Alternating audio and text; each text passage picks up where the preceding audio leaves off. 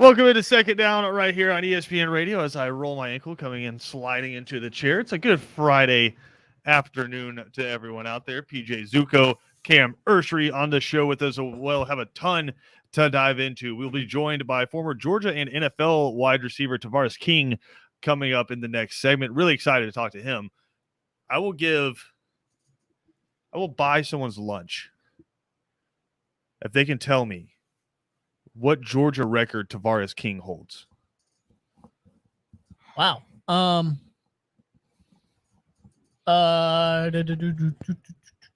You've already had lunch, so we're talking like second lunch for PJ true. here. I'm going to go with longest punt return for a touchdown. So that's a good one, and it's actually interesting that you say that. It's not correct. Cam, do you care to hazard a guess? What Georgia record does Tavares King hold? Record? Yeah. I would say longest pass, but no. I'll say longest kick return. No, that's not it either. He has the record for the most receiving yards in a single game in Georgia history. Oh, wow. 205 yards in 2000 and I want to say, is it 13? Yeah, against Michigan State. You got it? Okay. Kevin's not on the show. He doesn't count. I know. He's like pointing. He's like pointing back and plus forth.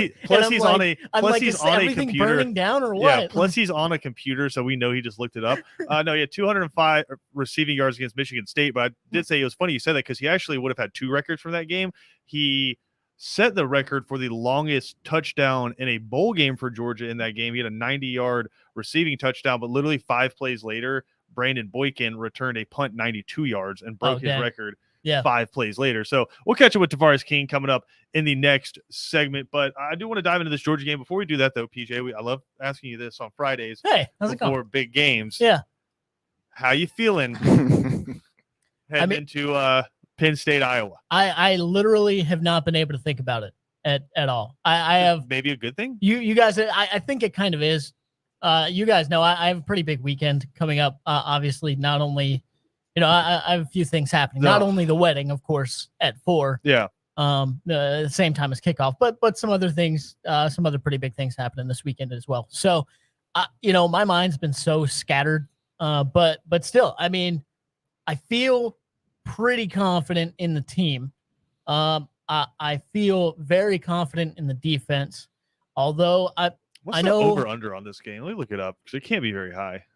No way, because they're two of the best defenses in the country right now. I want to say it's the over-under is 3. Oh, over-under. My bad. Never mind. 3-0. I hope not. But I would guess probably around 35, like 32, something like that, maybe. Let's take a gander. Because 3 makes sense. A 20-17 game or something like that. So like 37. 41. Yeah. Okay. Yeah. 21-20. Yeah. That makes sense. I mean, 24-17. Think about the walk-off. Yeah. What was that, 4 years ago now to Penn State, Iowa with Saquon and Trace. I mean, that was 19-15 or something like that. Historically, when both teams are good, historically these have been pretty low-scoring games. When Iowa upset Penn State in 2008, it was like 23-21, I think. Yeah. Which just what's up with Noah Cain? I hate that I remembered that one, but what's going on? What's up with Noah Cain? I thought he was going to be like the next guy. So last year, a couple years ago, he actually had. It's never good when you have to start a statement about your running back by going, Yeah. No, we were actually talking about this as, a family watching the game against Indiana. Are you referring to like your immediate family, or do you just refer to Penn State fans as family? No. The only ones I'll watch Penn State games with now is Mario and my dad. So we were talking about it and just seeing how his running styles changed. And it's funny because 2 years ago against Iowa, he had the game-winning touchdown, was a freshman. And just when he came in the game, there was no there's no wasted movement. He's just putting his foot in the ground and lowering his shoulder and picking up yards. And first carry of the year last year against Iowa, he went down with a lower leg injury. And of course, Penn State's a lot of schools nowadays, very restrictive what kind of information they give out. So sure, no other information but lower leg injury. Ever since then, he's not been the same back. He's not been that same no wasted movement. I'm just gonna, Yeah. put my shoulder down. 59 carries, 187 yards, 3 touchdowns. Yeah, and the offensive line isn't great this year. That's I'll like say that's like 3 yards a carry. Yeah, it's not great this year, but there is a lot of what I would just call wasted movement, and it's like he goes to explode, and he doesn't quite have the same explosion he had. I was just curious because you guys had a run of having really good running backs, and I think everyone just assumed Noah Cain was going to be that next guy. But I think it's amazing that Sean Clifford's only thrown 3 interceptions this year. It feels like it's more than that. But Agreed. It would not be shocked, and I don't want you to get mad at me when I say this. Would not be shocked if he doubles that total this weekend. Agreed. Because awesome. Iowa's secondary is awesome. They're incredible. I think Iowa as a whole has a plus 12 turnover differential right now. That's the research we're looking for. A lot of those are interceptions, and like you said, he's been very careful, but he's the one giant question mark I have is when you come into the ball game, which Sean Clifford do you get?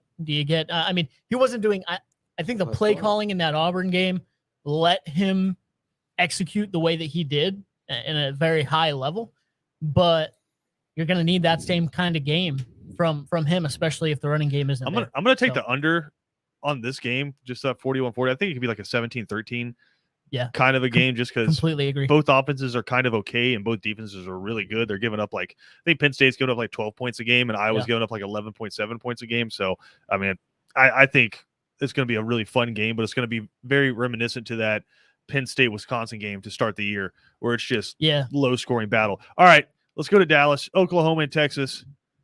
This is very underrated to me because Oklahoma's undefeated, but they've been kind of meh. Texas, everyone just forgot about them after they got smoked in Arkansas. But Texas has switched up the offense a little bit. Sarkisian's gotten them rolling and switched up the quarterback, which is really where they took off. They went to Thompson at quarterback there. But Bijan Robinson, in my opinion, is the best running back in college football. Yeah. And he's been balling out. So I think this is a really fun game. But all of a sudden, Texas now, you look at them. If they can win this football game, they have a 4-week setup right here where if they go undefeated, they're right back in the conversation for top 4 nationally. Because you have Oklahoma this week. After that, you have undefeated Oklahoma State. Then you go on the road to take on Baylor. And then after that, you go on the road to take on Iowa State. Yeah. So, I mean, we buried Texas. Pretty tough slate, but I don't think they'll get it done. I think they beat Oklahoma this weekend. I know we're doing our picks at 2:30. I think they beat Oklahoma this weekend. I'm with you. I'm all about trending, and Oklahoma's kind of been stuck in neutral all year. They're undefeated, but they're beating teams that they should beat by 40 by 4. And Texas, on the other hand, they got punched in the mouth, which I think sometimes is the best thing that can happen to you as a team. You get embarrassed on national television. You have to go reevaluate some stuff. You can't just put on that helmet with that burnt orange logo on the side of it and go out there and kick people's butts. Every now and then you're going to get pig sueyed. Right. And I think that's the best thing that could have happened for him. And now Oklahoma's just kind of stumbling in here. And I've heard some people make this point. I think it's a good point. Say what you want about Tom Herman. He always had Texas ready for this game. True. Yeah. And so for Steve Sarkisian, I think he realizes too, is like, no matter how many games I win, this is the one that they're going to point to. So he has to have Texas ready to rock in this game. So I think this is going to be fun. I think Texas wins that game. I know you can't bail on your boy Spencer Rattler yet. No, I mean, I'm not going to bail on him. Are you a part of the Rat Pack? No. I mean, but I like Spencer. I don't even know what the Rat Pack is. I made it up. Oh, okay. But no. The reason why I pick Oklahoma is because they've been kind of sleepwalking through their, opponents all year long. Yeah. And so this would be the game where they wake up. I believe so. I think this would be the game where they wake up and say, okay, we can't sleepwalk through Texas. You can sleepwalk through what is it, Tulsa? Not necessarily. How K-State. dare you confuse Tulane and Tulsa? Tulsa, Tulane? Don't you say that. What? Those are two completely different schools. TUL. No, but they're different. They are so different. But still, they've been sleepwalking through everybody. But I think Texas will wake them up. They'll wake them up. I don't think like a really rude way. And I don't think Oklahoma's a top 4 team, but I'll take Oklahoma probably by a field goal. This is one of my favorite rivalries. I think we buried Texas and Ohio State way too early. I somewhat agree. I mean, just because they're in the Big Ten, I never buried Ohio State, but I think I buried Texas because Arkansas buried Texas. I mean, that game was not competitive by any means. So, but they have made those changes, like you said, that I think should have been there from the start. I was insanely surprised when they didn't go with Casey Thompson to start the season. With you look at how he ended last year for Texas, and now he's kind of doing the same thing he did last year once he got in the ball game and once he got the vote of confidence. So, no, I'm with you there. I think Ohio State's going to come on strong and keep getting stronger throughout the year too. But yeah, I think it's one of two ways, right? And I know it's very easy to say that, but either Oklahoma's going to do what Cam's talking about here, and they're going to get in and have that energy and play like they should have been playing all year with the juice that rivalry brings, and say, oh crap, we need to do this every single week. Yeah. Or they're going to get woken up and they might get boat raced by a Texas team They that's might get feeling all knocked the out. momentum. Yeah. You guys say waking them up. I'm saying knocked out. Yeah. It's feeling all the momentum in the world right now with Texas. So I agree with you about both Texas and Ohio State. I think it's difficult.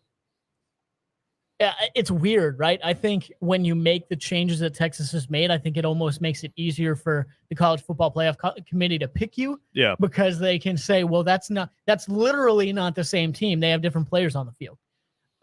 So, that's a little wish-washy for me. What do you always say? You lost early enough. Like, and it all depends on, of course, what happens with everybody else too. You got to lose early if you're going to lose, and now you can rip off some wins in a row, and you're right back in it. So I think that's going to be a really fun game. We'll come back though. We're going to talk to Tavares King, former Georgia and NFL wide receiver, played all those great Aaron Murray offenses, and has been a big part of this rivalry series here. So we'll come back.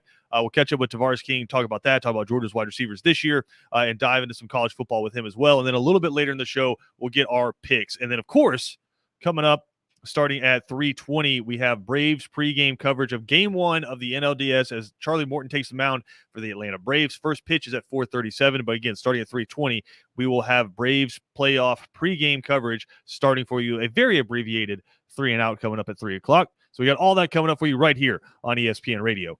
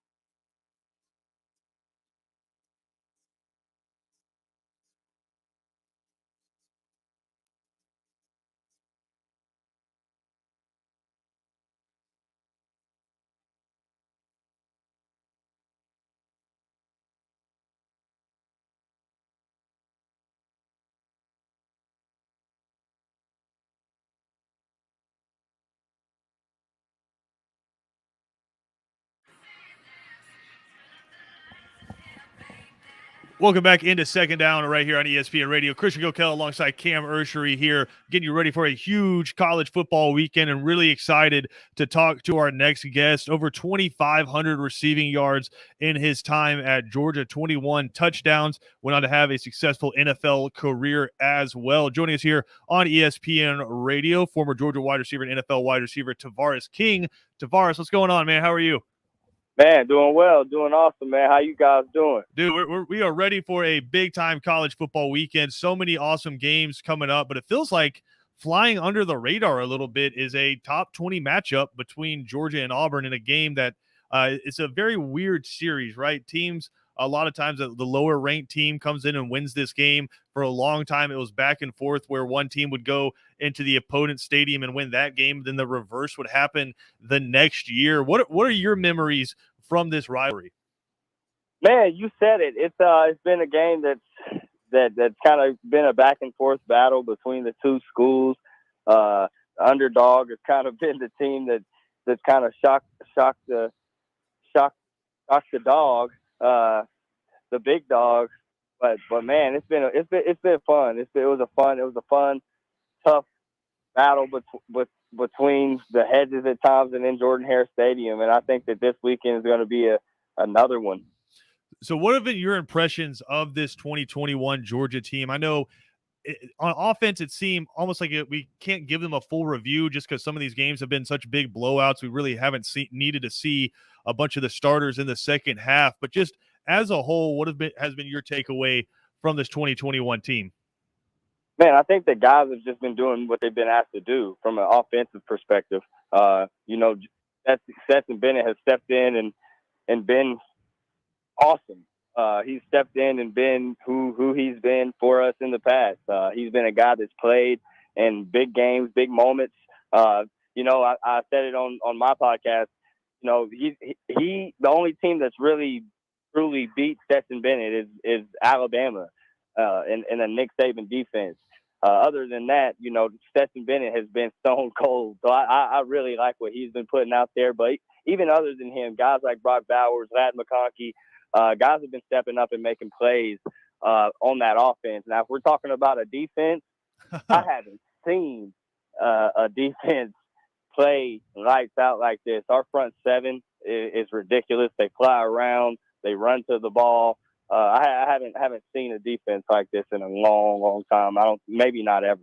Well, let me ask you this. We had Jeb Blazevich on earlier in the week, and we asked him, as an offensive guy, how would you go about trying to attack this defense? Because you mentioned it, they only need 4 down linemen, and they can leave 7 guys back in coverage because those 4 down linemen are going to get pressure, and they're able to stop the run by themselves. You have linebackers that run 4-4s and 4-5s. They can get sideline to sideline, and then you got some freaks on the backside in that secondary as well. So just in your mind, what is the way to try to attack this defense? Man, I think it's tough for me to answer because I think some of the greatest football minds that we know of have struggled doing it in the past few weeks. So, but man, I think if possible, which is hard to do, you've got to be able to run on the ball. You got to be able to run the ball on us.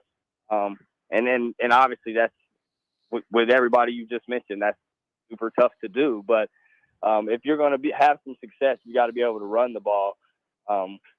But man, I don't know if that's doable. That's fair. Tavares King joining us here on ESPN Radio. I did want to get your perspective on this. I know Georgia has a lot of talent at the wide receiver position, but a lot of it's hurt right now. Obviously, George Pickens, and you're hoping to get Dominic Blaylock back soon. And Kyrus Jackson's been dealing with the knee injury. But you also, I feel like, have a ton of young talent as well. A.D. Mitchell is starting to really grow up. Jermaine Burton, I think he's a proven commodity as well. And then you kind of mentioned the tight ends as pass catchers as well a little bit earlier. What are your overall impressions about these pass catchers? Because I think Georgia's on the edge of really exploding offensively if they can get back some of these pieces and get them healthy. I would have to agree with that. I mean, you mentioned the tight end, Brock Bowers, and last week we got a guy back, Big Darnell Washington. I think that's going to play an instrumental role into this offense down the stretch as well. But out wide, man, we've got pieces. We've got Kyrus Jackson. We've got Jermaine Burton. We've got guys that have been there that opportunities are going to start to come as we get down the stretch. Explosive plays will start to come. They're going to get more comfortable as well. Even the young guys will get more comfortable. So I'm excited to see those guys continue to do their thing. You played on some really good Georgia football teams. Obviously, every Georgia fan remembers that 2012 season, just how close you guys got to playing in that national championship. But we've been talking throughout the week about some storylines, and I want to get your thoughts on this. Number one, I made some people mad a little bit earlier in the week because we were talking about that 2013 Georgia-Auburn game. Obviously, the crazy play to end it with Nick Marshall to Ricardo Lewis. But before that, you really got to see Aaron Murray just air the football out in the second half and bring Georgia roaring back. I still remember how many it's countless post patterns to you for touchdowns inside of that Mike Bobo offense. And I made some fans mad because I said, I think the best college quarterback Georgia ever had was Aaron Murray. I'm curious to get your thoughts on that. Man, it's tough not to say that. My man Sticks was out there wheeling and dealing. Statistically, his numbers are up there. And Murray, man, he was the guy that you wanted to play for. He was a guy that we rallied around. So I would definitely say that. See, I got Tavares King's approval. Now I know I'm right. Another question is, don't worry about what these people talking about. That's right. Man. My guy Murray's the man. I got TK's approval. I'm good. We also were talking, and I think this is fascinating because we have a show that comes up at 3:00 with Ben Troop, who is a Florida All-American, and he loves talking about playing against those early 2000s defensive lines from Georgia, like Richard Seymour and the guys like that. Obviously, you had David Green and David Pollock. But then obviously the 2017 team that went to the national championship game. I'm curious, you stack this 2021 team up against that 2017 team or against that 2001 Georgia team. Which one do you think has the most talent? Because there were so many NFL dudes on all of those units. Yeah, I mean, a heck of a lot of NFL talent on that 01 squad, as well as the 2017 team. But man, again, I mean, I haven't seen guys getting to the ball like we're getting to the ball from a front four perspective. And when you make it hard to run the ball in this league, when you shutting down a Sam Pittman offensive line and making them look like they're non-existent, that's eye-opening, dude. So I'd have to say these dogs are the dogs. And the major storyline around college football has become, it seems like there's a clear separation between Alabama and Georgia and then the rest of college football. We've been talking about Texas and Ohio State and maybe how we buried them a little too early because both of those teams are looking really good. But in your mind, is there a separation between 1 and 2 and the rest of college football? Yeah, man, it does kind of look like it's just 1 and 2 and everybody else. And we don't know who everybody else is, man. Obviously, there are some games this weekend that'll be played that'll be huge. Iowa State game will be huge, but man, I'd have to agree with that. 1 and 2 are pretty solidified. 1A, 1B, I guess, but other than that, man, it's up in the air. Tavares, going back to your senior year, I know you guys lost a close game to Alabama in the SEC championship. The question I want to know is, if y'all win that game, what was your personal feelings on, your chances against Notre Dame in that national championship game? Bro, you saw how they beat them? Yeah. Oh, we would have did the same thing. Okay, that's good. Thing, man. We would have been. The championship would have stayed in the SEC for sure. Okay, that's what I like to hear. Yeah, I mean, you look at that Alabama Notre Dame. I think the national championship was played in Atlanta. Oh yeah, of course. That year, then that was just a crowning ceremony for Alabama. But man, we keep seeing all these assistant coaches from the Saban tree line up. You have Lane Kiffin last week saying, "Get your popcorn ready," and then you just got his butt handed to him on a platter. Like who's going to be that first assistant that takes down Saban? Because it seems like he's just going to go off into the sunset with that perfect record. That's what it seems like right now. It's looking like it, but man, I honestly thought Lane was gonna do it last week until he said that. Until the beginning of the game, he talking about getting your popcorn ready. I thought they was gonna give it to him. I thought he had something for old Saban, but Again, catch up with Tavares King here on ESPN Radio, wrapping it up. Tavares, it looks like it's going to be Stetson Bennett heading in to Jordan-Hare Stadium. And something fascinating I think we're really seeing develop throughout the season is we haven't seen a bunch of these players who are playing in big-time roles play in front of 80,000 to 90,000 fans that are screaming at them, right? These guys played big snaps last year, but it was in front of 20,000 fans because of COVID. Do you think that plays a factor on Saturday where Stetson Bennett hasn't been a starting quarterback in a situation like this before? A bunch of the offensive linemen haven't been there and a bunch of receivers haven't been there. Do you think that's going to play a factor on Saturday? 100%, bro. I definitely think it does. I think it plays a factor from a communication standpoint. I think it plays a factor from just atmosphere standpoint, dude. Those, again, to your point, those guys haven't been in a full stadium. They haven't been in a stadium that's been fully capacity with a full capacity. So it's different. It's gonna be rocking. Jordan-Hare Stadium is a stadium that's always rocking. It's a place that's fun to play. So yeah, it'll definitely be different. But to my point, Stetson Bennett is the man, and we rocking steady. There we go. So with all that said, you got a score prediction for us? Score prediction, man. I said, I don't 42-7, and I don't know, and I'm being nice. He's I don't know being if they nice. score on it. He's being generous with the 7. Like that's coming in the second half where you got the backups in and they still got their starters in. Yeah, I'm being nice. They might sneak one in, man. Bo Nix looks like Lamar Jackson Jr. last week. he might razzle dazzle something up early on, but yeah, I'll give him 7. Tavares King joining us here. We mentioned earlier, still the record holder for the most yards in a single game for the University of Georgia. We were talking about that game though, and you had another record in that game. You had the longest bowl touchdown in that game against Michigan State, and then your man Brandon Boykin couldn't let you live with it for more than 5 plays and took it away from you 5 plays later. Oh yeah, he I think we gave him a jet sweep. They should have gave me the sweep, but not. Yeah, man, that was a tremendous game. That was a fun game to be a part of. I think a game we probably wish we could have had back, but yeah, man, Boykin's the man. Murray was out there willing and dealing, and obviously I was able to be the recipient of those catches. So it was awesome day. Oh, Tavares, we appreciate it, man. Wish we could see you out there lining up, catching some from Stetson on Saturday, but I know you'll be enjoying watching that game. And 42-7, the prediction from Tavares King. Hey, man, we got to do it again. I really appreciate the time. Oh, man, I appreciate y'all, man. I have to come on for sure. Again, Tavares King joining us there. That's just, hey, Cam, that's a bold prediction right there, 42-7.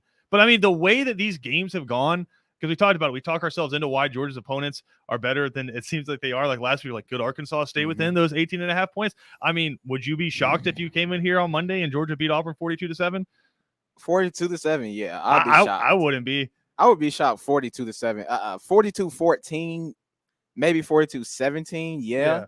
But 7. Cam, they've given up one touchdown, one defensive touchdown in 5 games. I don't think they've played a true road test yet. I got to see how. But we keep throwing these different things. We're like, well, they haven't seen a dual threat quarterback like KJ Jefferson, and they shut him out. Like that's true. I mean, but you know what? I think this is the last kind of barometer until you could say the SEC championship, maybe Florida again. Bro, but I'm not ready to look. I'm not ready to look past Kentucky or Florida. I don't think I'm worried about Kentucky because they're at home. Florida, I give you that. But Kentucky beat Florida. Yeah, I mean, yeah, but it's a little different. It's a rivalry. Right. We've seen it before. But all right, well, Cam's ready to just go ahead and book those tickets to Atlanta. Yes, sir. Let's take a quick break. We'll get PJ back on. We'll get our picks coming up next.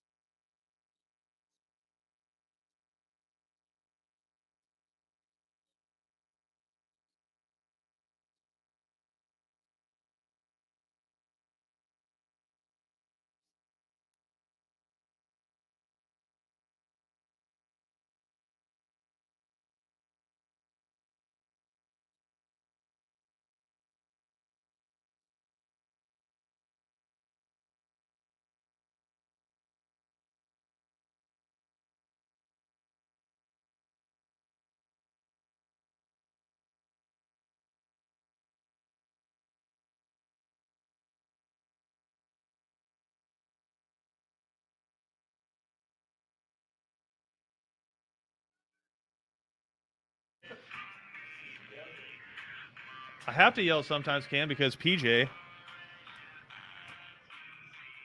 didn't want to. He just didn't want to be on the Tavares King interview. That has okay. Did That's not Tavares? Wait, just- hold on.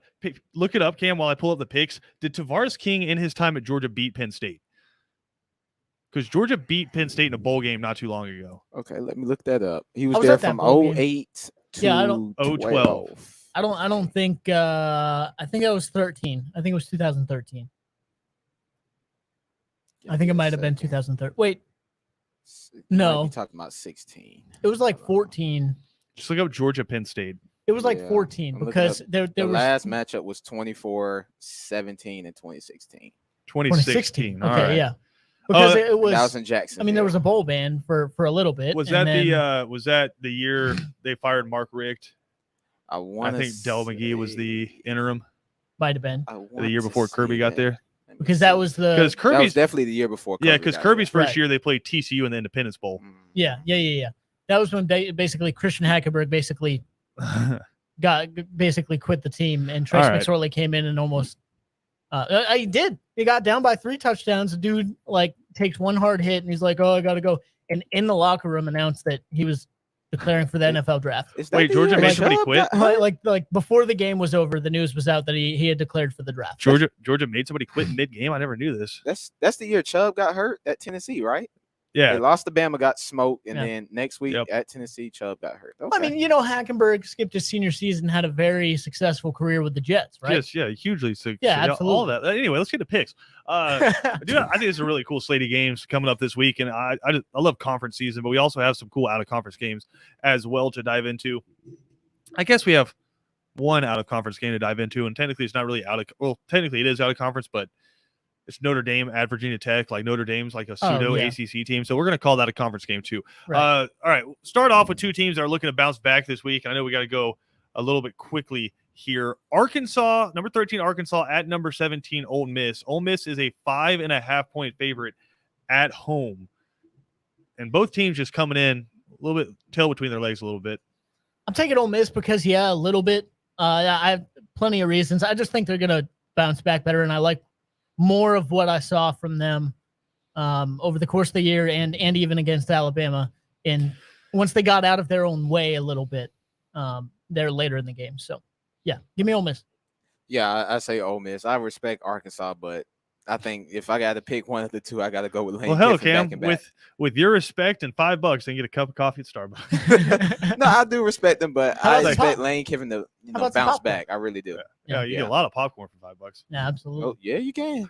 Yeah, you can. But go Rebels. Yeah, I'm not going to tell you why or how I'm switching it up, but I am switching up how I'm picking because I had a rough week last week, and I'm off to a kind of a clunky Oklahoma-esque start to this season. I'm not out of it, but I haven't been my best.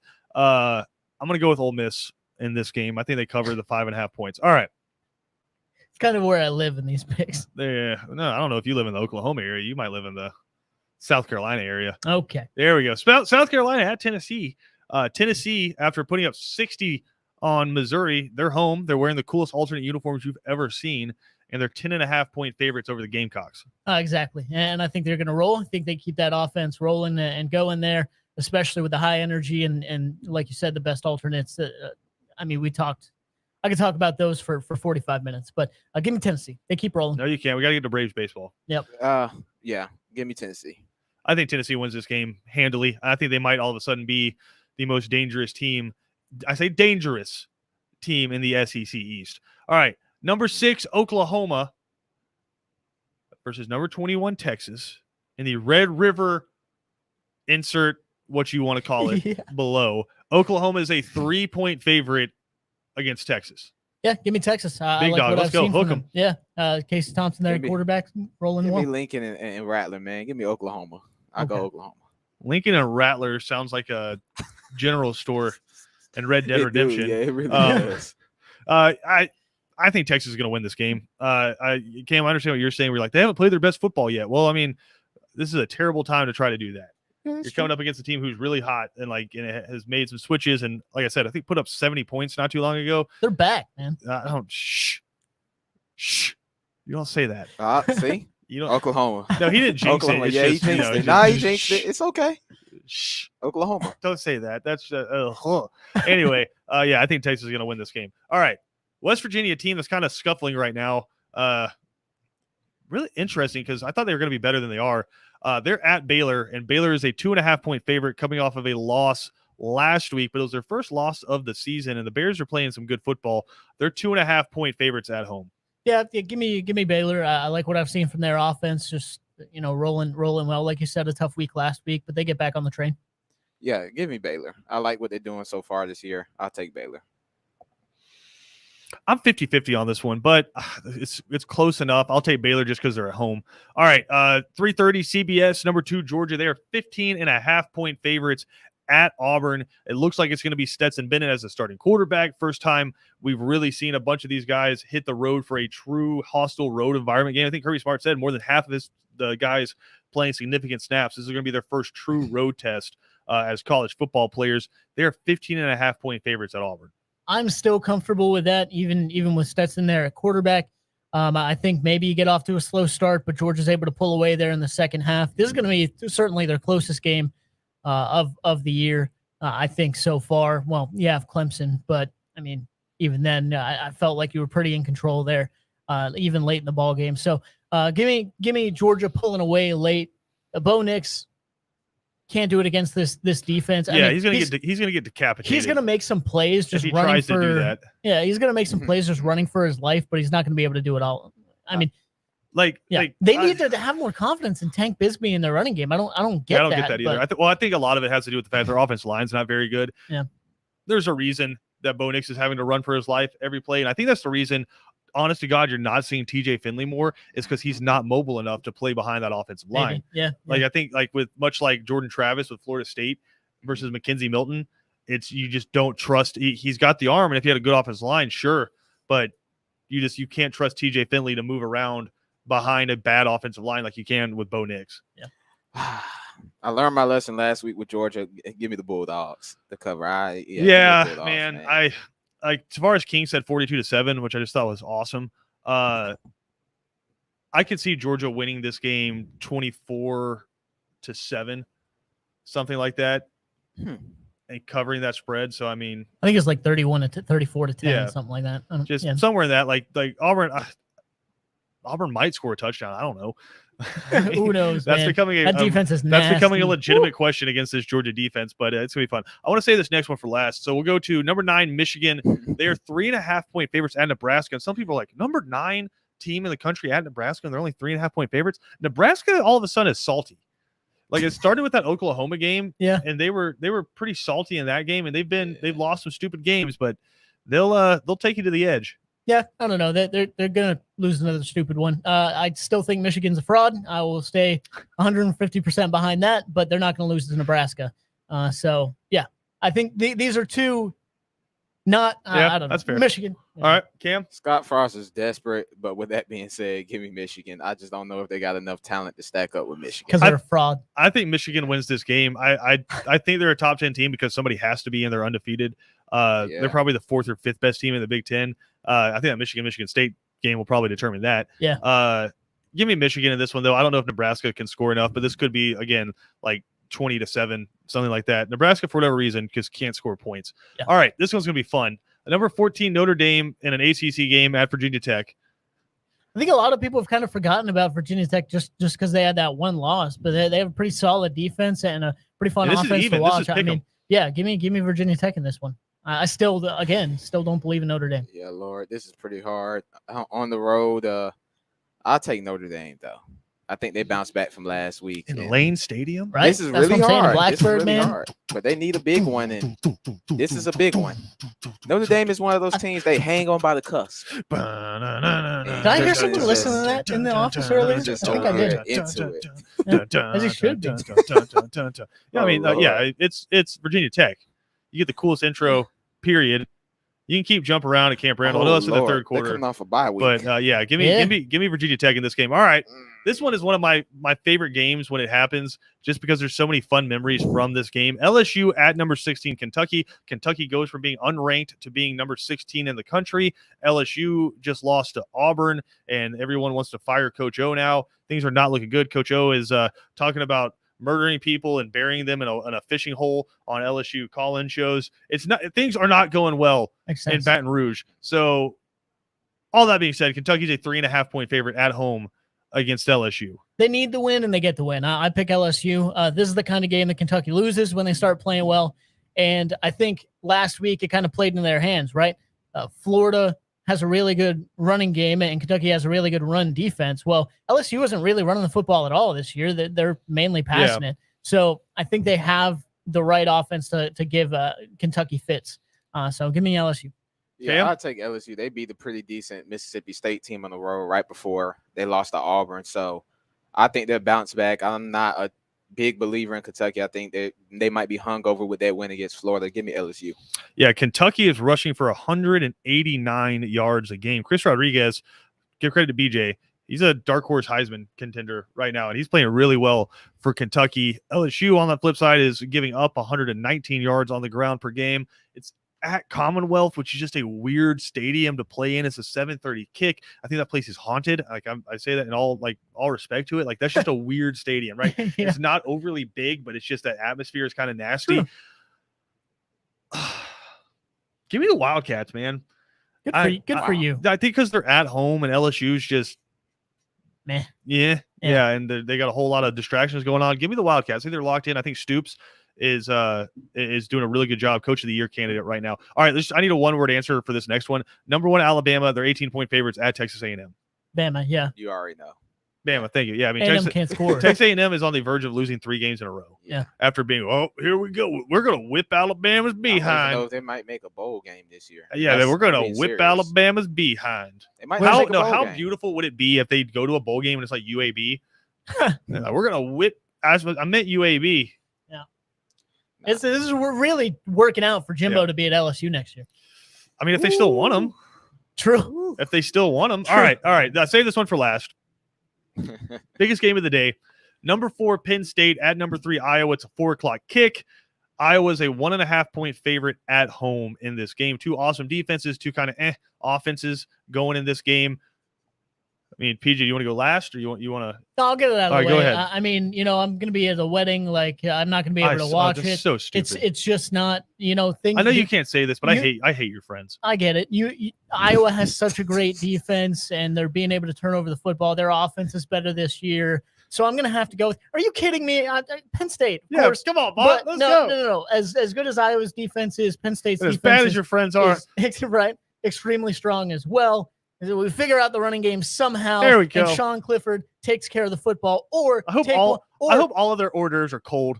Right. Or he throws like 2 picks. Take one. Roberson comes in the game as a backup. Of course, everyone's favorite player. I hope he throws it rains. like 5 touchdowns. So either way, Penn State's going to win. I'll go Penn State by a game-winning field goal. I think y'all get it with like probably 15 seconds left. Yeah. It's going to be a close game, man. I can't wait to watch. It's going to be a bloodbath. Yeah, I hope it rains their entire wedding. I hope her dress gets muddy. Oh, that's too far. No, it's not. Not the dress. I hope the groom trips and just slips on his butt and it's all muddy. I'm fine with that. That's hilarious. He's got a muddy butt for his wedding. Because you scheduled a wedding during college football season. You're a bad person. So yeah. All that being said, give me Penn State on the road. I think they're taking down Iowa. What? Let's go. Okay. Let's go with the Nittany Lions. Big dog. 3 Biggest difference in this game, Dotson, my guy, playing wide receiver out there. He's going to score a stupid touchdown, and Penn State's going to win this game. And that wedding's going to be terrible. And I hate your friends. Let's go to break. We'll come back.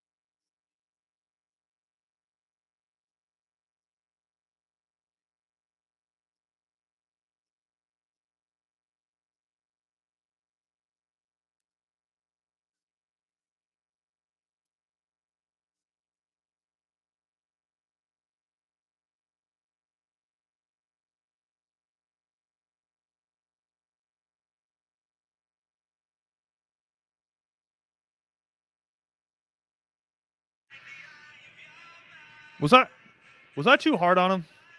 Was I too hard on the people getting married on Saturday? Cam's nodding his head. I don't think so. I think I gave them their just dues. You can't schedule a wedding during. I know it's like cliche to even like say this now. So you can't schedule a wedding during the fall. You can't do it. You was being a bully. It's a top 4 match. I'm just letting them know who they are.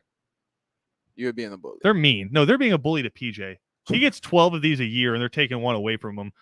Yeah, I hope you have a happy marriage, but just know I don't like you very much. 3 and Outs coming up next. We're going to preview Game 1 of the NLDS.